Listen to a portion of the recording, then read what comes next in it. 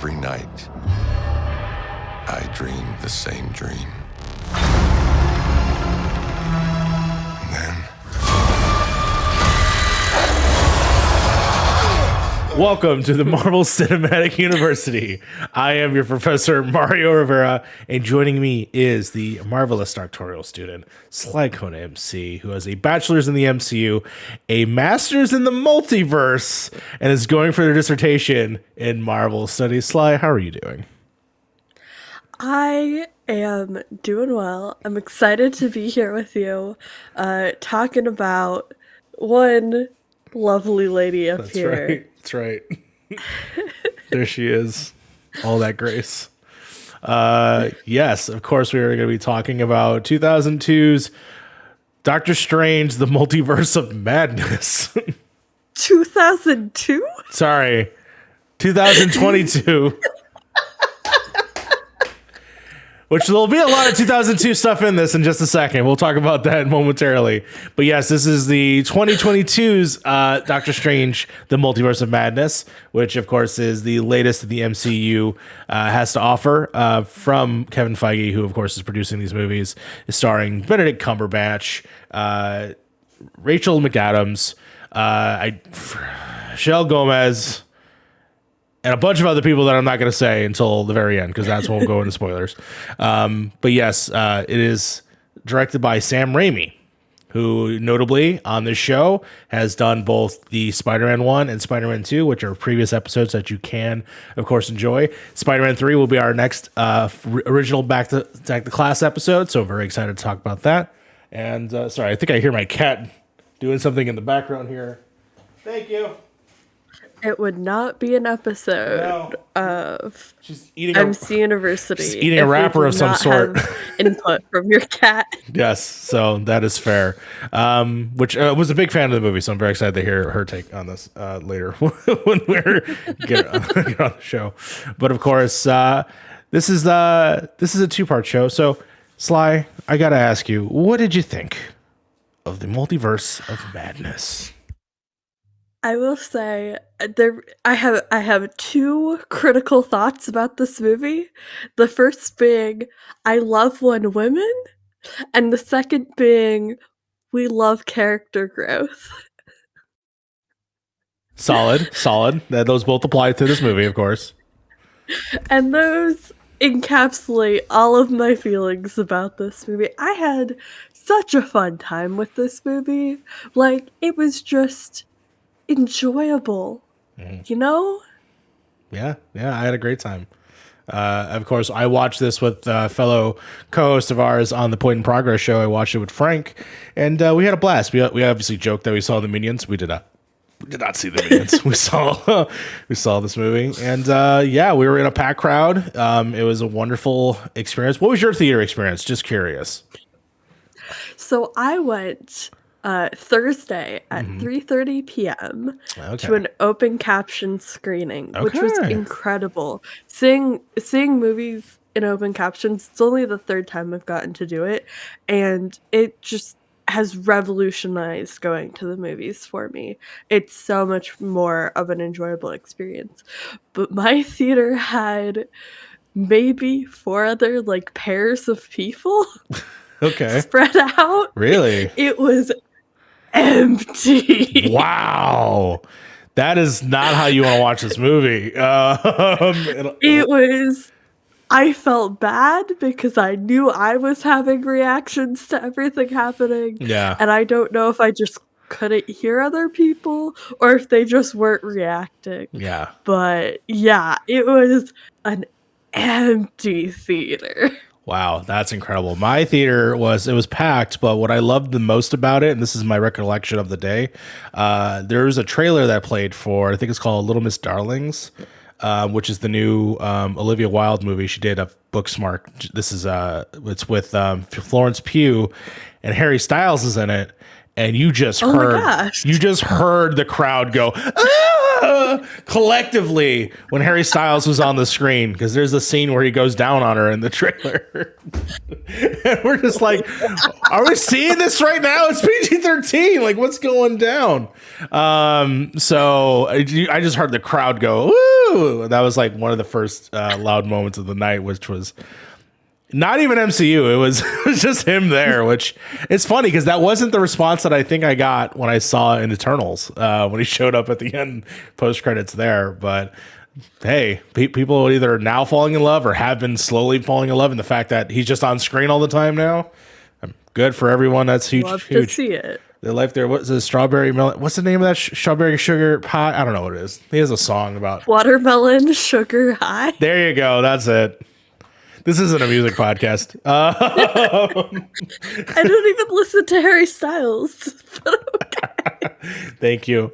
But of course, the movie also played, and I'll say this: I had a great time with it. I do think it is 100% a Sam Raimi movie in a lot of ways. Very much also still in a cookie cutter MCU kind of way. Like, I kind of, for me, felt like it was a movie that would have came out roughly in, like, I would say the Winter Soldier era in a lot of ways, just the way that the story was kind of basic. Not that I'm saying that those movies are basic, but in terms of just like this movie really is kind of closed and shut by the end of it and doesn't really lead to much elsewise. It does set up things, and I think that's cool, but I don't think it was like knocks the door open as like, oh my God, the MCU is totally different after this. No, I think it buttons up pretty nicely. Like I said, they're starting threads. Yeah. I think that's what you need when you're trying to introduce so many things at once. Sure. And also, you're trying to introduce the Darkhold as an entity to mainstream audiences without giving any context there. No, if you want context, you gotta go watch WandaVision, and then even with that, you probably should also watch the Agents of S.H.I.E.L.D. episodes. You need to watch Agents of S.H.I.E.L.D., you need to watch Runaways. Like, yeah. All of the times we've seen the Darkhold are in shows on the, like, periphery. Yes. Besides WandaVision. But, like, I think, like, when you're trying to introduce to the casual audience this entity that's so complex and has such a deep, like, history and transferring of hands, yes, like, you kind of need to basic out everything else to make it more palatable. I could see that. I could see that. And ultimately, I would say that just that you're not going to go in there expecting major things to change, I would say, until it's brought up again and passed around the torch. I have a feeling that's going to start happening, like the next thing that everyone keeps craving for. I think it's going to actually happen during, funny enough, Ant-Man and the Wasp. To me, that feels like that's going to be the most consequential setup to what I think they're doing is Secret Wars, which is all these multiverses coming together and fighting each other in the future. So we'll ultimately see what that means. That's not a spoiler for the movie, by the way. That's just something that's kind of been teased if you watch Loki and some other things. This just sort of adds a little bit to that. Adds a little bit of flavor. Secret Invasion. Yes, exactly. So very much. Really kick it off. Yeah, very interested to see how it goes from here. But ultimately, it's a very funny movie. There's a lot of great gags, especially if you are used to Sam Raimi's sort of visual storytelling. A lot of the same camera angles. It's a very scary movie, which was very good. Definitely a horror movie, which it definitely had horror themes. Yes. I wouldn't say it was a horror movie, but it played with horror tropes. Yeah. It played with horror storytelling. It really embraced those themes in a really interesting and fun way. Yeah, and I would say, like, to go further into it, like, the main villain of this story, the way that they are portrayed on screen is terrifying, and they're very much in a Jason Voorhees, Michael Myers sense. And I've heard that from other people. And yeah, it's really true. I don't want to be chased down by the thing that is the monster in this. Because it is. I think we have very different definitions of who the villain in this story is. No. It just, I'm also being vague about it for now. That's why I'm really doing it. But ultimately, I think this is a movie worth watching. I think this is a fun time. If you like horror movies, that you're going to have a kick out of some of the stuff that happens in it. If you just like fun, like crazy science fiction orange things, I think you're going to have fun with this as well. But But yeah, I think this has something for everything. It's definitely probably, I would say, in the middle of the MCU for me personally, but ultimately it's up to you. I would say, just to add to the spoiler-free conversation, Yes. This is going to get I real fucked up in saw a the minute. press release about the strobe light, or the flashing light warning, and I was really concerned because I have migraines that are like triggered by photosensitivity, Yeah. and being in like a dark theater, not able to like look away, you still see the flashes even if you close your eyes, can be really bad. There was only like two scenes that really like could have maybe triggered me, and it was actually the one right after you see Wanda with the candles. Yes. And then the second one was right after Strange hits the piano keys. Got it. Yeah. And those two scenes I had to like cover my eyes a little bit for, just because of the flashing lights. But overall, it wasn't too bad. I was expecting much worse. And so that was kind of refreshing to not have to worry about the flashing lights the whole movie. Got you. Before we actually move on to spoilers, there's a few things that I do want to bring up, and I want to get your thoughts on. First of all, what did you think of America Chavez? This is a new character now entering the fray. What are your thoughts? Amazing. Incredibly talented. Like, when we look at especially big, huge projects that have actors that are minors, especially, I try to be like very careful with how I talk about the acting and the portrayal compared to how the character was developed, like the dialogue, etc. That's on the creative team, not the actor, and Yeah. it's really important to make those distinctions. But I was blown away by the performance. It was, just such a compelling rendition of this character. Fun, funny, had depth, dimension, really well done. Every time she was on screen, I was just like, oh, America, I love her. If I'm not mistaken, you actually read some of the Young Avenger comics, right? So she was in that run? I haven't read Young Avengers. Got it. I read New Avengers, Got which you. does not have her, but I have read West Coast Avengers, Hmm. which is one of my favorite, probably my favorite comic run, is West Coast Avengers 2018. Okay. And she's like the leader of the West Coast Avengers in that. Okay, cool. And she's incredible. That also has Kate Bishop, Gwenpool, all that fun stuff. It's like right after Young Avengers, basically. Got it. Okay, cool. So that's awesome to see that someone who's read in the comics and had their first real appearance now on screen, and that it's a welcoming depiction. Specifically, you see the origin of the character, and it's a very sad one, but I love that it comes from a very loving place for the most part, at least setting it up at the very least. And I want more part of that in the universe. So yes, I'm very happy with that character. And I thought she was fun, and I love seeing her excitement about it on TikTok. Like she's constantly in my feed and just having a blast. She's even hanging out with all the TikTok creators and stuff like that. So it's been a lot of fun to see her grow. So I'm very excited to see where that character goes from here. Obviously, before this point, with WandaVision and even like Falcon and Winter Soldier and with Kate Bishop, we're always setting these younger characters that will hopefully grow and carry the series in the future. So it's fun to see them where they start now. We're going to see where they go from there and be someone's favorite character in the future. So really cool. The other major thing I want to talk about was, this is without spoilers. This show really started because you adventured through the multiverse by yourself. You watched all of the MCU. You've gotten through all of the titles. You got through all the TV shows. You started reading the comics. And this is really a journey through a lot of the older stuff. But without spoiling it, because we're going to get to it, what was your level of excitement going into this, that some of that stuff was going to show up on here? And then were you surprised? Was your expectations met? Were they not so much? What were your thoughts on the things that you did get to experience? I know it's very vague until we talk about it. Yeah.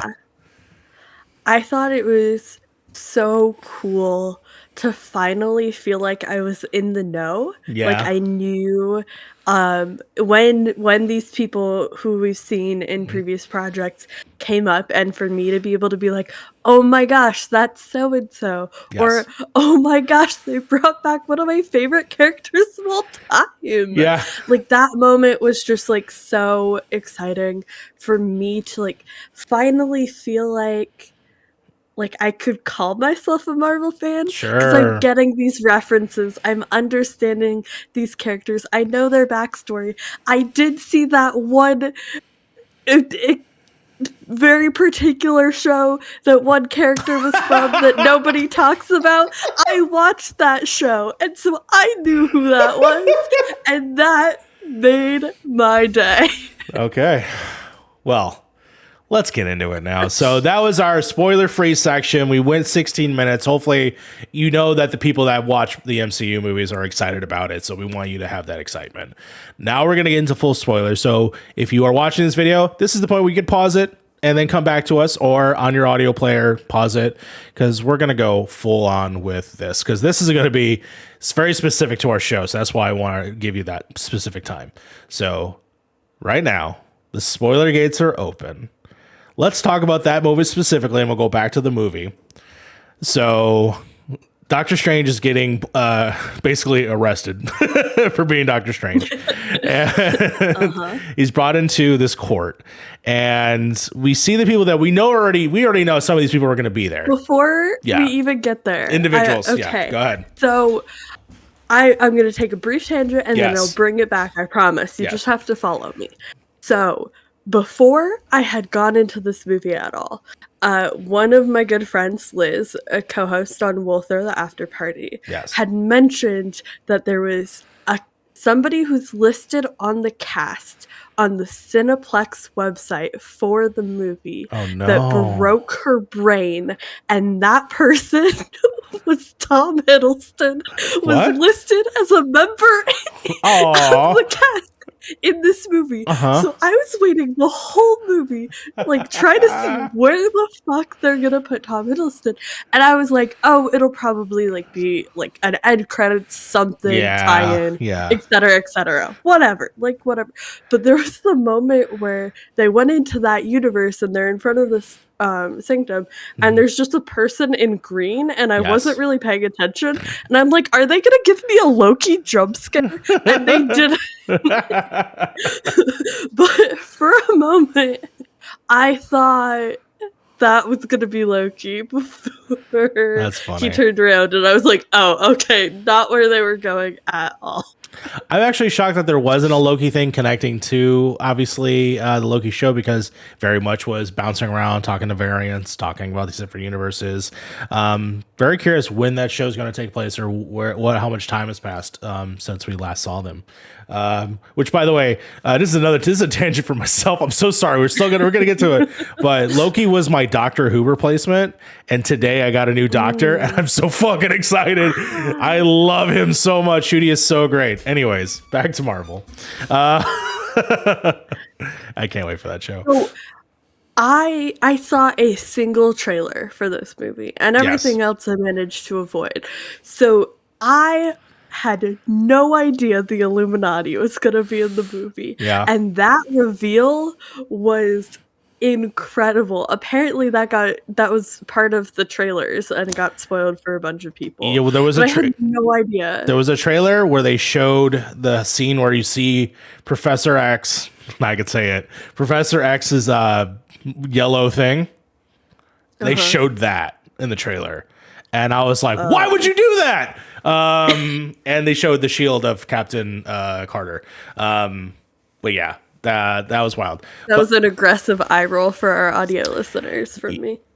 I was happy. Anyways, okay, so I'll go ahead and I'll say the people that we expected to be there, because we also saw the poster that came out. So the two people that, by watching the trailer, you saw that there was going to be a Captain Marvel in the movie, and that, of course, is being played by Monica Rambeau's mother, which was awesome. So Maria Rambeau, love of my life. She's looking fantastic, which, by the way, she was in James Bond, the last one. She was fantastic in it. She was the new James Bond. She's so great. So getting to see her again in the costume was so cool, and I love that they were able to do that for her, to be some part of this universe still. So that was awesome. The next person, of course, you saw was Captain Carter, which if you've been watching What If, Captain Carter was the first appeared on that cartoon show, is now in live action with Haley Atwell dominating the role. It is not the same Captain Carter from the show. It is a different Captain Carter, just to make that clear, because it will make sense in a minute. And then, the trailers, of course, teased Professor X, and we straight up see Professor X.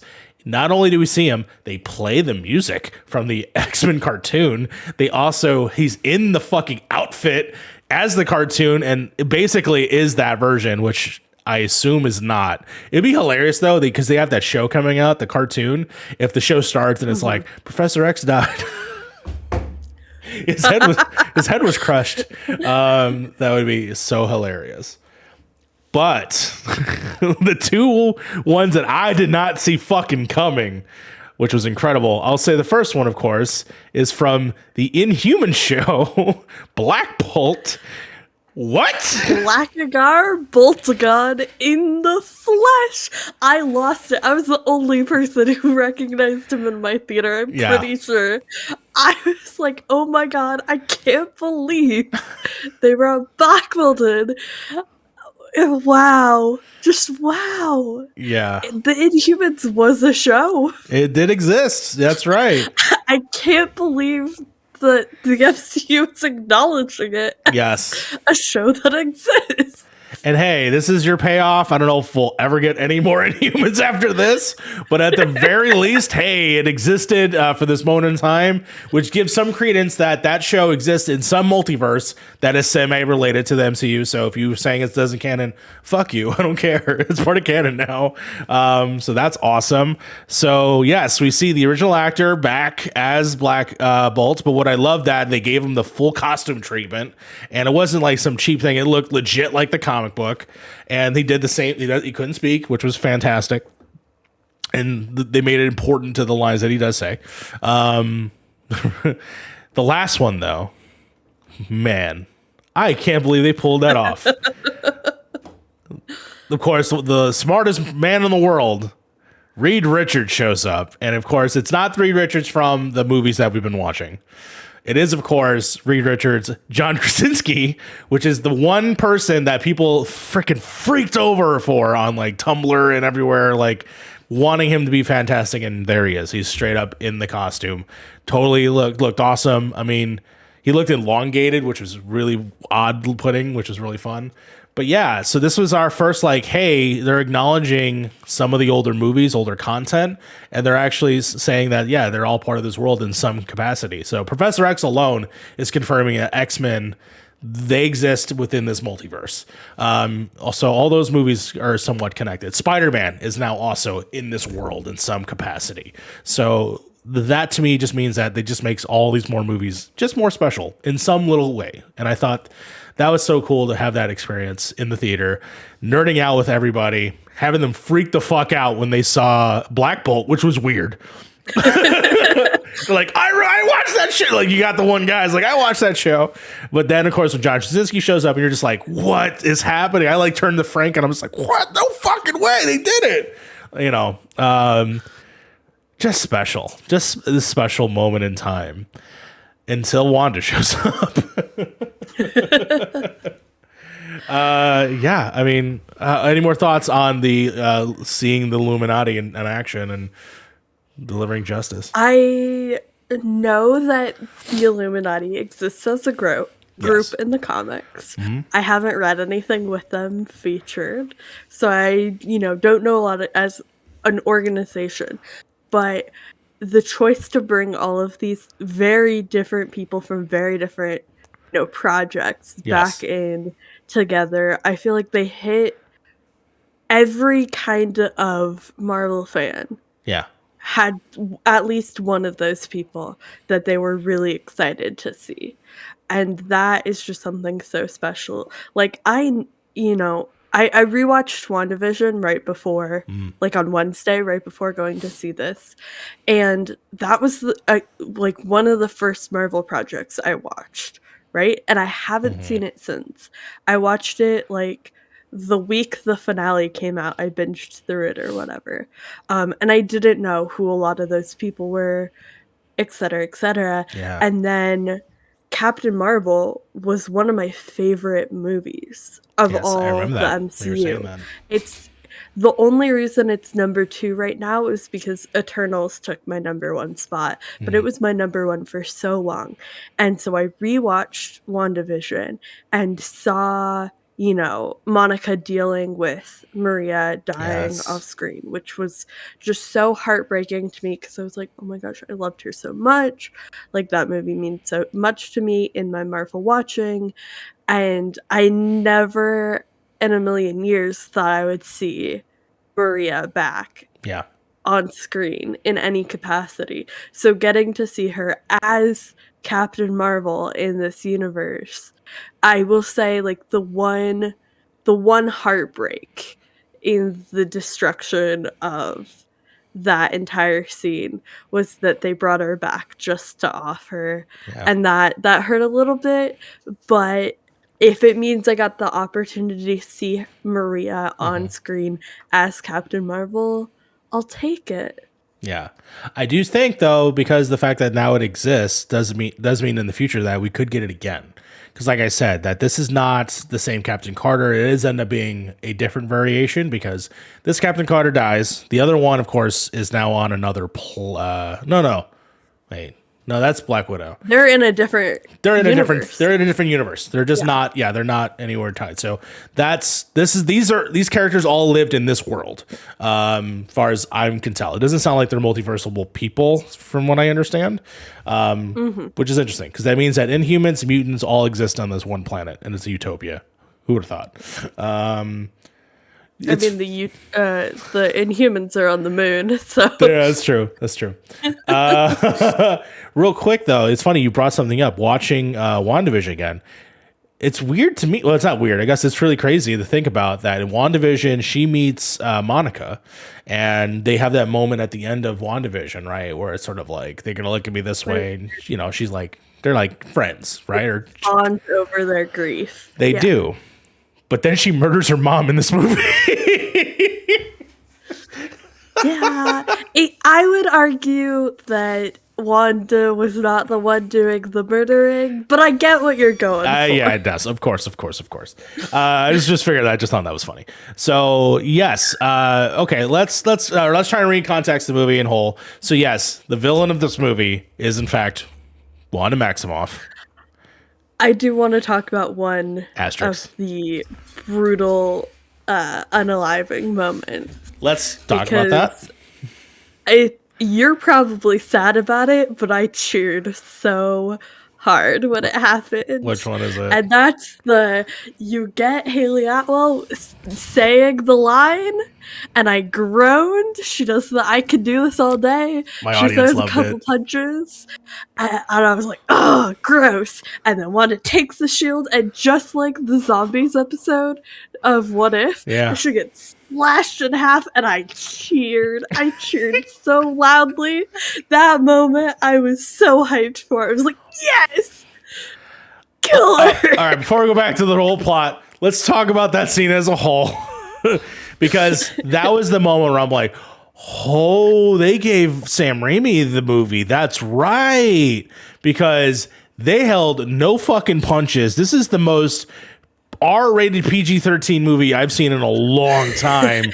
Because all the way from like them popping, and they don't call it Shigeru. Oh my god, Shamira Gorath, I think is the name of the eyeball thing that they fight in the streets. Apparently, it's not named that. Yeah, it's a monster. It was in Marvel vs. Capcom 3. It doesn't matter. They popped the eyeball out, and it looked gross. And man, I was like, oh, all right, cool. CGI monsters. I guess we get away with this stuff. No, they fucking Wanda ices an entire village of sorcerers, that's to me where I was like, oh, there's no redemption here. She's fucking actually doing it. It's like there's no holding back of like, oh, I accidentally killed a couple people in the building. No, you fucking just started killing everybody. And then when that lady got on fire, oh my god. I was like, what is this movie? And then of course, then you get the scene, which of course, Oh my God. Black Bolt. Holy shit, that was violent. Yeah. Violent. Ouch. Just, you could see the reverberations, and I was like, whew. Oh, it's like, what mouth? It's just like, you just see him, you just hear him, and bam. It's like, blew his own brain. Fuck. Just the concept of it. Explain that to a kid. He had his mouth shut, and he blew his own brains out. That is fucked up. That's the first step you see, and you're just like, what is happening? And then Reed Richards is like pleading for us, like, Wanda, please, I have kids too. I understand. And then she's like, do they have a mother? And she's like, yes. It's like, good, because that's at least they're going to be taken care of. That effect of him like stretching out God. was so cool. I yes. was like, wow, they're going for it. Not only going for it, they pop his head like a fucking balloon, and it's gross. I've watched that clip 1,000 times on YouTube now. It is terrifying. Oh, so yeah, fucking the men immediately get it. They're fucking gone. And then Monica Rambeau and both Carter fight her. Yes, fucking Carter gets cut in half with their own shield while saying, I could do this all day. And then Monica Rambeau basically gets murdered via a giant ass statue, which I'm very happy that she at least held her own. Yeah. Better than Captain Carter. I have a feeling that she has the most likely to survive that. I don't know, but it was very like, all right, cool. This is hurt. This is gonna hurt. Barramordo is the only character that Corda like is alive during that whole scene. But of course then we get Xavier. And now what do you think of that Xavier scene? Because it goes on for a minute. Where Xavier tries to go inside her mind. And I thought it was hey, we're unlocked. They do such a symbolism thing of like unlocking the door. And I was like, are you trying to say that this is unlocking the X-Men? Like, what's happening here? Like, it was wild. But what were your thoughts on the movie? I got the Agents of S.H.I.E.L.D. episode where Fitz and Simmons are like in their, like stuck in their minds with all the like doorways. That was the vibe I was getting. But you know, you see that scene take place and she just murks everybody, right? Yes. And then we get this like mind palace moment and I'm like, are they gonna do it? I'm not sure. Yeah. And then they just fucking went for it. Can't believe they snapped did it. his neck. Yeah. I was very impressed that they stuck to their guns and just offed the entire crew. Yeah. So just to keep record for for our show as a whole, that is the second time the Doctor Xavier has died. Will he die more? We're gonna find out in future episodes. Just want to say that out loud. No, they straight up murk him, and that's why it freaks me out because he literally is the X-Men cartoon. But I'm assuming he is a different version of the X-Men cartoon. But yeah, just to see him on screen and Scarlet Witch dealing with actual mutants for a second was really cool. I love him reaching and trying to like get her from the rubble, which is very symbolic to like what she was dealing with when she was growing up, which is the only time we ever get that other than WandaVision, which is when you first kind of hear about what the story is. So yeah, I thought that was kind of a cool representation. But yeah, just so that smoke comes in, he just grabs him is just absolutely terrifying. And that, of course, ends all the Illuminati except for Karl Mordo, who's the only one that's still trucking around. What were your cameos that you were hoping, other than Loki, that you were hoping that were going to be here? Because I know that there was a few that people wanted to show up. I just wanted one of the ridiculous big name actors that we've seen so far. Yes. That we've been like, I can't believe they were in a Marvel movie. Like Jennifer Gardner, Nick Cage. Yes. Like all of those people who are like those big name people that Ben Affleck, Colin Farrell. Like, oh my God. Or even I wanted Jon Favreau to come back as Happy if they could tie that in somehow. I just wanted like one of those big names, but I was not expecting it. So no, that's true. I was hoping if it wasn't going to be John Krasinski as Reed Richards, I wanted it to be the guy who was in the original Fantastic Four movie because I would have loved that. Personally, they have Chris Evans' number. He could have been Human Torch again. Just saying. Just saying. But yeah, that was the main one that I was kind of like hoping for. The one rumor that I kept hearing that I was actually also really hoping for was Tom Cruise coming back as Tony Stark, only because he was originally going to play him before Robert Downey Jr. That would have been really cool, but alas, it did not happen. But yeah, I'm happy for the little fun, little tangent multi-universe section of the movie. That was a lot of fun. But let's talk about the movie up and wrap up some things, obviously. So with this, we have Christine's wedding at the very beginning of the movie, right? What that ends up setting up, to me, the theme of the movie, which of course is once Strange did not get the girl, yes, but the main thing is the thing that she says to him, to me, which is like, you always had to be the one holding the knife. I love how that is the theme that is reflected then towards the end of the movie. Very much a callback to the first. Yes, very much a callback to the first. I love seeing that one actor came back as well. He was another surgeon that was didn't do it good. It was basically like Strange always had to like put his hands in things and like push people aside, including her character and his character. So it was fun to see him come back and always say like, "Do you always have to play a hero?" I was like, was that the right call? Like all those fun things for him to play with that. And really set up one of the themes of the movie, which was exploring like a character's like true nature. Yes. Or like consistencies across all of the multiverses. And I think the way they played with that was really interesting. Of, you know, him always having to be the one at first and always having to be the one to like try to get the girl and fail. Yes. And I think the way they played with it when we get to later in the movie was really interesting. Yeah, and I think that coalesces with even the What If episode, which I know is not your favorite technically, but I like that there's at least some...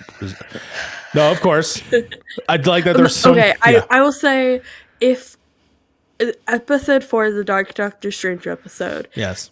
If it wasn't contingent on consistently refrigerating a woman to further a man's story, I could see how that could be really interesting. Yeah. But it just hurt me to watch Christine die over and over and over again. Yes. Like, that hurt me right in my soul. I love Christine.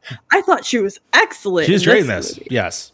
I thought that her role was going to be smaller, but I'm glad that in the later half of the movie it ended up being somewhat contingent, so I thought that was great. But isn't it great, though, in every universe that Doctor Strange does not end up with Christine whatsoever? I love that choice. Yeah.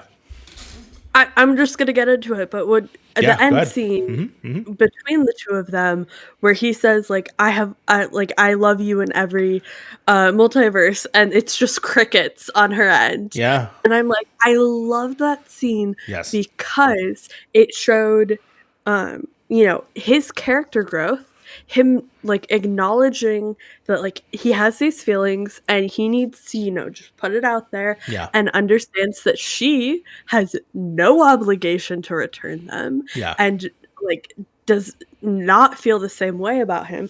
And he can just, put it out there, get it off his chest, and then move on with his life. Yeah. And she, shows grace and poise and puts up with his bullshit, like always. Yes. And I just think it was a beautiful scene to really show his character growth in accepting that he will never end up with Christine. Yes.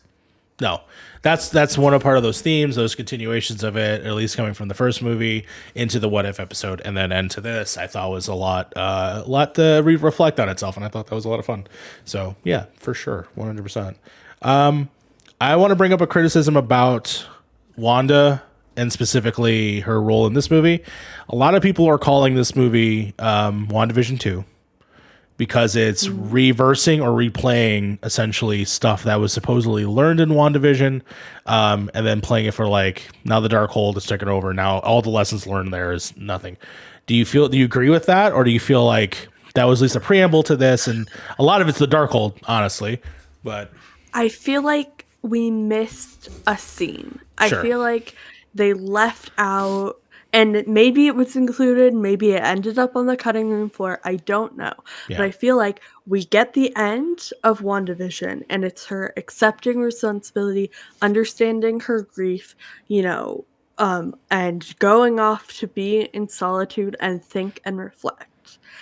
And we don't see the Darkhold starting to warp her brain. Yeah. And then we see her full effect Darkhold in that first scene with the trees. Yes. In the orchard. or whatever. It was a cool right? reveal, And we see her, but I agree with you. It was an incredible reveal. I thought Yes. it was really well done, but I feel like we just missed a little snippet of how the Darkhold kind of warped her thinking. Yes. Because honestly, it didn't feel like a jump backwards in her character development. It felt like we just were missing one crucial tiny piece. I agree with you. And I want to know where the jump was, where it's like, all right, you are chasing after a child who you've learned about through this dark magical book, which you are just discovering for the first time because you were just finding out you're kind of a witch.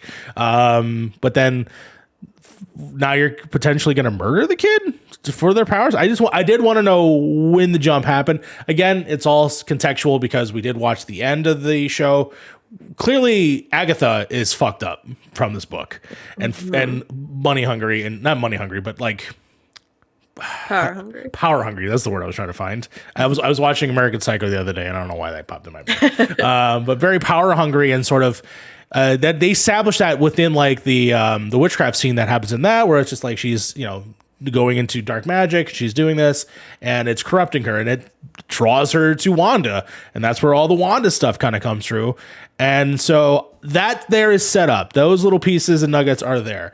But you're absolutely right. I wish there was just this scene that guided us through. Even if it happened after that big reveal, like I'm the bad guy, a little bit is teased in the Xavier scene, but it's so little that I wanted to know, like, what's going on with Wanda? Why is she buried underneath that still? Or why does she feel that way? Because it didn't seem like a trick. It seemed like that's legit her thought. Like, that's Wanda, and the Scarlet Witch is the thing that's coming to kill you.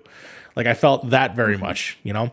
But yeah, I do agree that I don't agree with the criticism that this is just WandaVision 2 or replacing the arc from Wanda. I still think it's an essential story to enjoy this, but very much so, I do think there is something just missing in that department to make me go full on. I understand Wanda, but otherwise, yeah.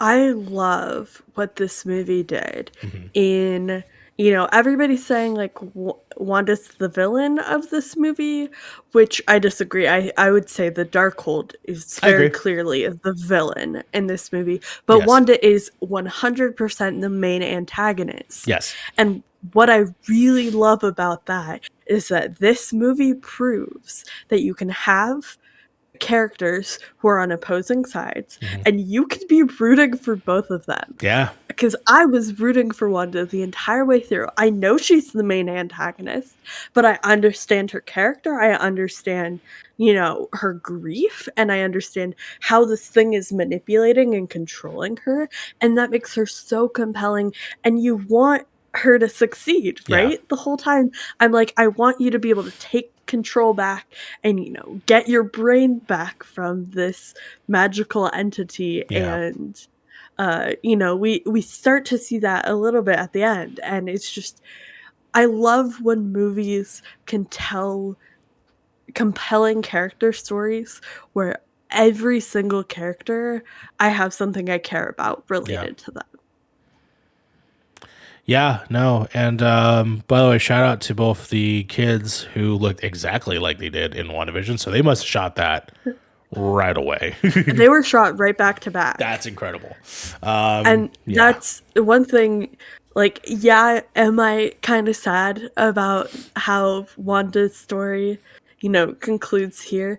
Yes, as a character. Asterix. But also I know Elizabeth Olsen was run ragged doing WandaVision and then going directly into Doctor Strange, and she deserves a break. Give her a break. I agree. I don't want her to burn out. If anything, you know what I would love for the kids somehow come back from the multiverse and they are trying to revive her in some way. Because, okay, so you see the whole... Well, hold on. We'll get to the end in just a second. But like I said, I'm happy the kids are there. I did want the kids to actually now be part of it, because I do want those characters. I do, but they're young, right? They're young kids. So either we're gonna wait a couple years until they're a little bit older, and then we're gonna maybe give them the superhero treatment. I'm curious of when they get involved. The problem with where they're going, they're obviously setting up young Avengers, right? Have to be. But when we're looking at these characters, we have, you know, Kate, like, early mid-20s. Yeah, mid-20s. Right? And then we have America Chavez. America, which is like teenage, like 14, 16-ish or 16-ish. whatever. Yeah. Yeah, around there. And then we have the kids who are like preteens. Yeah. Right? Wiccan and Speed. And that's such a big a range gap. And that range. We didn't meet Cassie yet from Right, Ant-Man from Ant-Man. Yeah, so and she's very young. Yes. Like under 10. Well, she was. Right? She was a teenager at the end of Endgame. Because she grew up in that time frame. So she's being replaced by a third actress. So she's going to be a teenager by the time that this movie comes out. So yeah, but you're right. It's from preteen all the way to like college age. And so if they're setting them up as a team, it's going to be interesting. I do think that they're just going to age up the kids personally, because you kind of have to. It feels bad for the two kids that are not going to be superheroes. But at the same time, amazing actors. Those kids are doing great for themselves. Other than the ice cream song, that song sucked. I'm sorry. That was a terrible song. But I still had fun with that. But in terms of the characters, I was very happy that Wong stuck around and is still around. I was for sure. They gave him that hero shot very early on of him fighting the Shimmergorath, the giant, wiggly thing. And then I thought for sure he's dead at the end of this movie. There's no fucking way you're going to give him that cool moment. And then, no, he's still there. And I do love that it adds to Yeah, Wong was great, except for at the end when he had the line about taking her powers. That felt so out of character to me. That did not feel like the Wong we've grown to know and love over the course of so many movies. I'm curious how you felt about that, because that was a little jarring. It was sort of like, but because I just watched the Doctor Strange movie just not that long ago, right? And in a lot of ways, he is sort of like whatever needs to be done, or sort of like he keeps secrets along with like how the Ancient One kind of does. So I do think that he does fall in line with that. However, I do say it's the outcome is you have to murder a child. So I don't know, especially a child that you had pizza with a couple hours ago.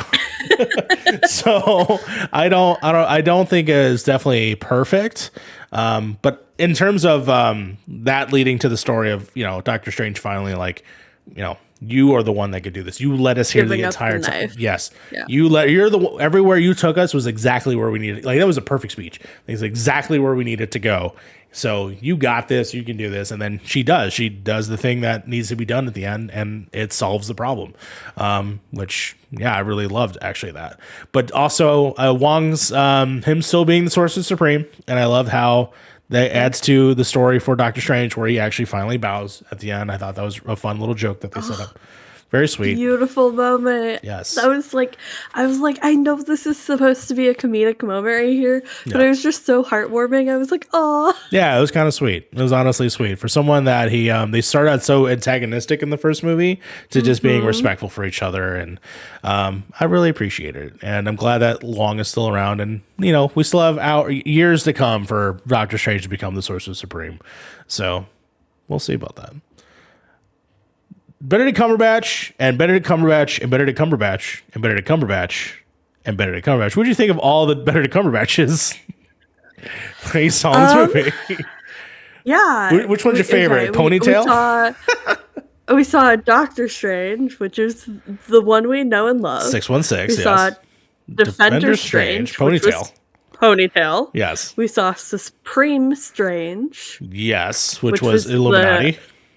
Yeah. Yes. And then we saw Dark Doctor Strange. Yeah, Sinister Strange. Right? Yeah.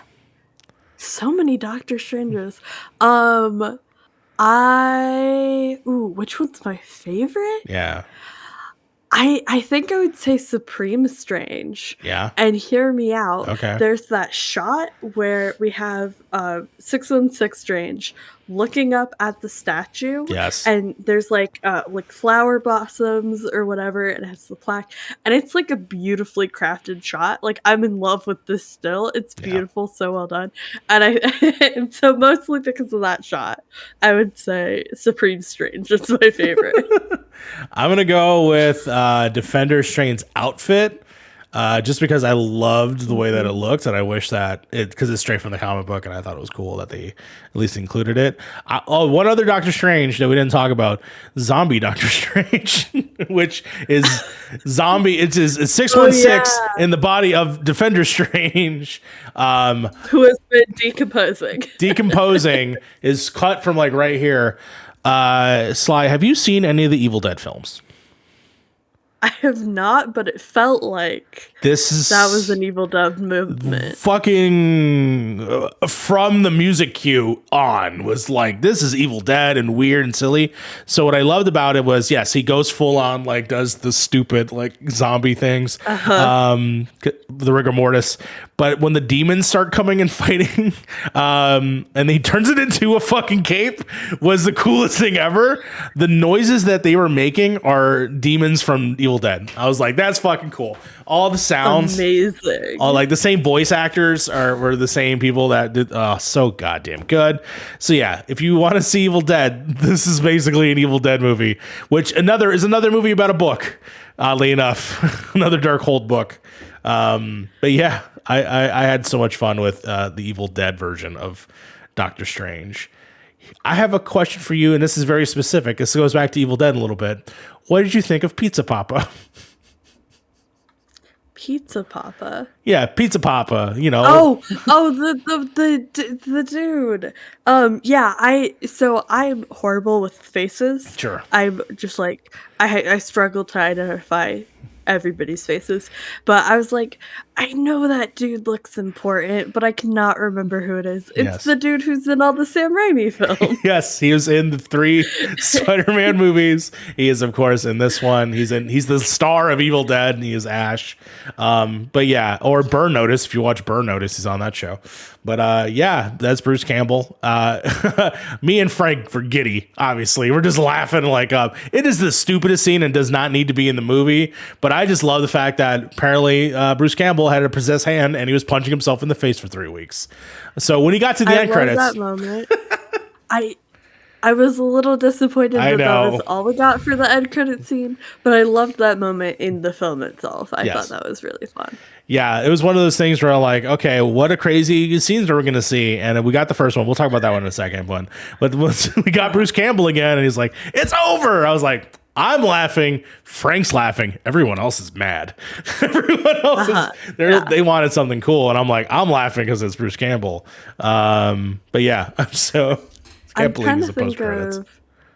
I don't remember the only post-credits, because I've only seen like 4 Marvel movies in theaters. Yeah.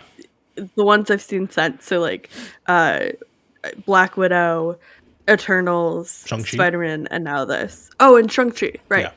Yeah. And like Shang-Chi's end credits was awesome. It was like her on the throne or whatever. Oh yeah. And then the Eternals is Kit Harington with the sword, right? And Blade. But like and Blade. And so there's like all these like big epic things that don't really make sense but set up something future. Yes. So when we got to it, I was like, you're not setting anything else up. Interesting. So okay, we'll talk about that post-credit scene now. There is by the way, at the end of the movie, apparently the Darkhold may have infected Doctor Strange because he now has a third eye. So that's cool. We'll see how that goes forward. And a perfect and Sam Raimi way of him screaming out into the camera, which was great. The post credits though is he's fine, which I thought was so jarring. Like he's just walking down the street in normal clothes, and then Charlize Theron shows up in this fucking beautiful, perfect purple outfit, which we won't see for a couple of years now, sadly. And she said, I don't think she says her name, but she's like, I fucking do things with portals and there's a convergence happening. Do you want to see this portal? That's clearly Dormammu's fucking realm. And it's like, yeah, let's go. He just puts his outfit on and they run into it. Did you have any idea who that character was? Because I had no fucking clue. And I was like, why is Charlize Theron in here? It's like Doctor Strange's wife in the comics. Yes. And she's like related to Dormammu somehow. Big old uncle. That's all I know. Yeah, it's her uncle. All right. Okay.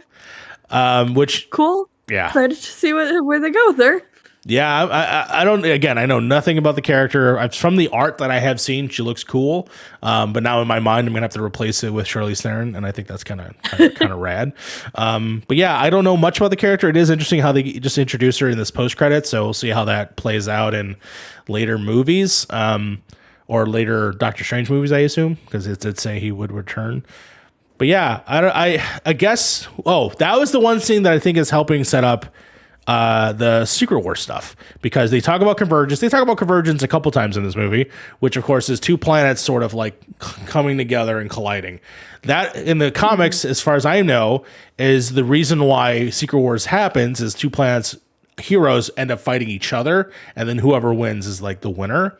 That's what kind of setting this up, I assume, or at least bringing it out, the fact that that's what they're talking about. So I think that's why it's a continuation of that thread of like, okay, I think we're going to Secret Wars. I think that is going to be what we end up doing. But ultimately, inconsequential for the most part, for now, until future movies. But yeah. I think we pretty much talked exclusively about all the characters, all the themes of the movie. We talked about, obviously, the multiverse stuff. Is there anything else you think we're missing? Just, I guess, where we think it's going. Yeah. You know, there are, the setup for Young Avengers, the setup for Secret Wars. Yes. We also kind of had the setup in Spider-Man for Secret Invasion. Yeah. It's just like, oh, actually, speaking of Spider-Man, I saw somebody say that was supposed to come out after Doctor originally. Strange and the original plans. How do you think that changed what the heck's going on and everything? I don't know. It's interesting that was originally supposedly the plan. I think that they must have done a lot of reshoots and reworking to make this work in the way that it does. But yeah, it is interesting. I assume their plan was to shoot them roughly at the same time, but I don't know how the schedule shifted in the way that they did. But yeah, no. Yeah, I honestly can't figure out like what would have been the case of like maybe America Chavez would have been in Spider-Man, right? And that would have probably been how they got the portals open, I assume. Like, I don't know about this spell that just randomly happens, but my question is, do you think that Doctor Strange's character makes a lot more sense in that movie if he would have been the starting to be possessed by the dark old Doctor Strange, and that's why he made all the dumb decisions he did?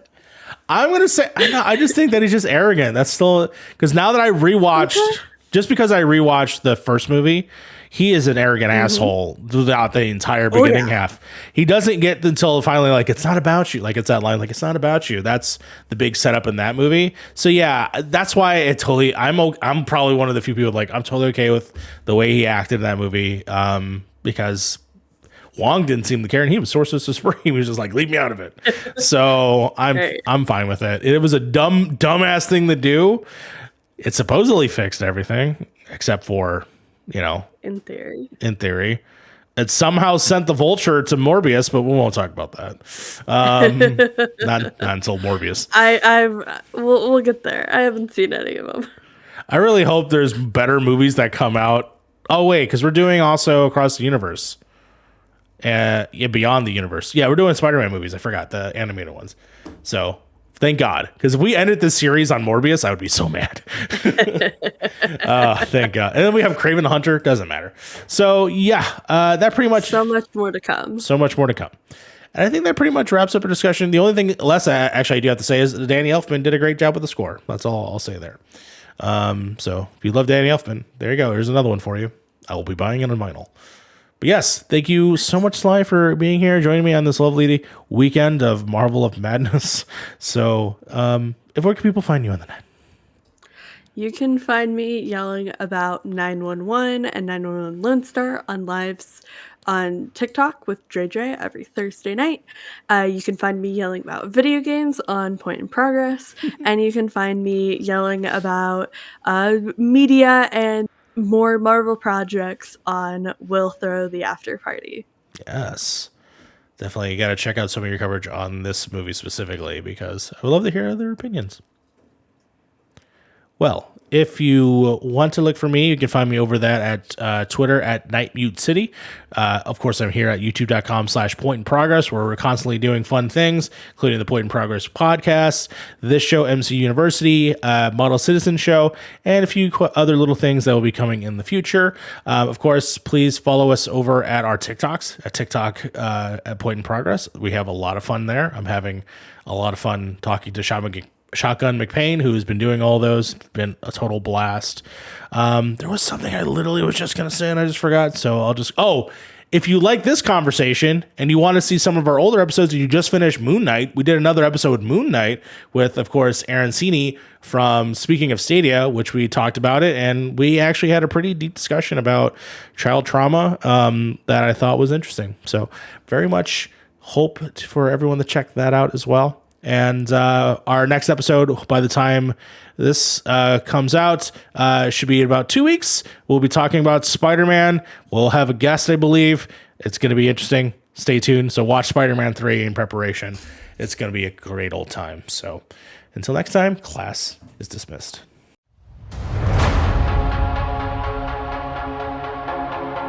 I did what I had to do. Protect our world. You cannot control everything, Strange. You opened the doorway between universes, and we don't know who or what will walk through it. Wanda, what do you know about the multiverse? Viz had his theories. He believed it was dangerous. He was right.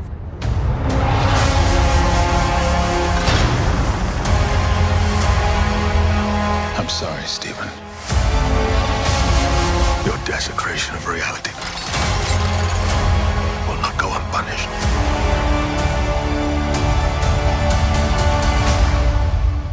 We should tell him the truth.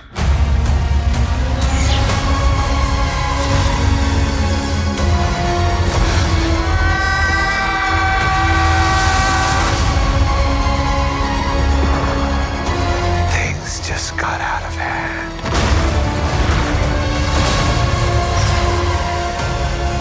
You break the rules. Look out! And become a hero. I do it, I become the enemy.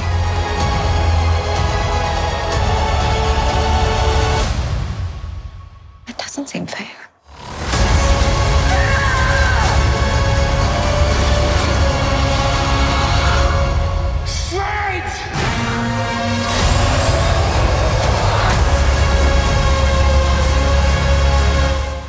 Sorry, I just opened the wiki to look at the synopsis or whatever, and it says Benedict Cumberbatch as Stephen Strange / Doctor Strange / Stephen Strange / Defender Strange / Stephen Strange / Supreme Strange / Stephen Strange / Sinister Strange.